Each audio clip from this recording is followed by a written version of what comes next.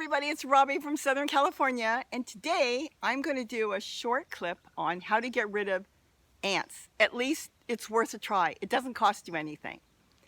I put up a snail one the other day, and David the Good put up a snail one right after me, and today I went on and found David the Good, which we watch.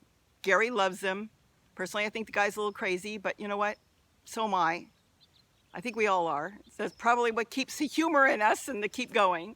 So he said if anybody knew how to get rid of ants, go ahead and post something. If you've got any answers for ants that have worked in your garden, please let us know. I thought, I actually did the video, but when all this going on, around the world, I forgot to put it up. So he reminded me I had my video. I've had a few people contact me telling me that they have issues with ants, and the ants get into your plant roots and then they build these tunnels and they kill the plant. What they do is they direct all the water away and they just take the nutrients and water away from the plant. Plus they do other things as well, but that's the main thing, is they dry out the pot. So when you water your pot or even in the ground, what's happening is the water's not getting to the plant where it needs to get.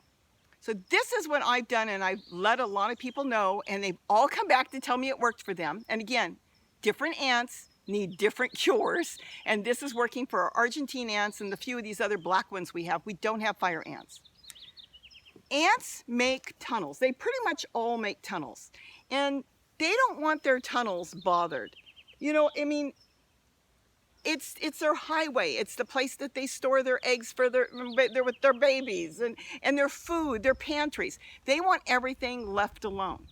Well, if you're going to go through, and this is what I do, I poke holes all over the planter or the ground or the pot, wherever it is. I did it in a strawberry planter, the tower ones. Just poke the dickens out of it and then water it really good. It didn't drown him, it drove him out is what it did. You saw them running out of there as fast as they could. Some of them were carrying little tiny white things, which is their eggs, and it works. It worked for me. I did it with a pepper plant, and that was a video I did that I hadn't put up yet. And I took the pepper plant out. It was in the house. It was actually in a greenhouse, and found out that there was an ant nest in it, and that's what was killing my pepper plant. So I poked it all the way down. Poke and get a stick, a skinny stick, as long as you can. And I poked it all over the pot, because you can soak it, but a lot of times all it does is the water goes through their tunnels, the water drains out, their tunnels are still there, and they can come back, or other ants can move in.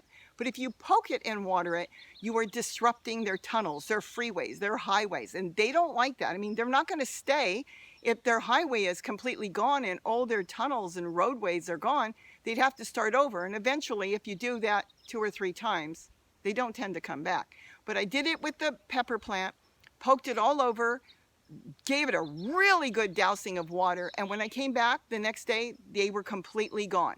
Absolutely gone.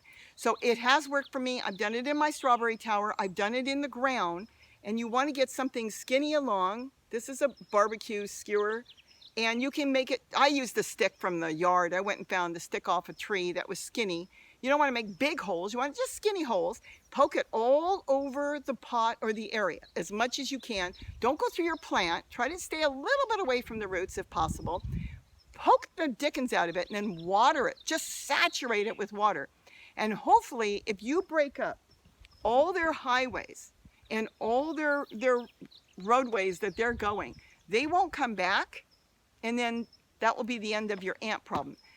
It may not work, like I said, for all ants, but I think it's worth a try. You have nothing to lose. It doesn't cost you anything, and if it doesn't work, then you'll have to try something else. That has worked great for me, and every person that's come to me and asked me, and I told them, they have all come back to tell me it worked for them and they got rid of their ants.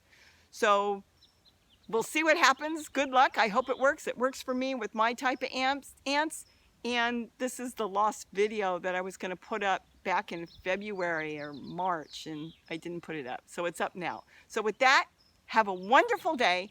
Hope this helps you get rid of your ants, and don't forget to eat what you grow. Bye-bye. It's a beautiful day. They say it's going to be 100 degrees in another day or 2. And I'm still in a sweater. It is sunny though. I tried to find a nice place. The flies are bothering me, but it's sunny here. And I tried to find someplace a little shaded. I love the warm weather. They're all going to think you're drinking beer. Root beer. Australian root beer. Look at that.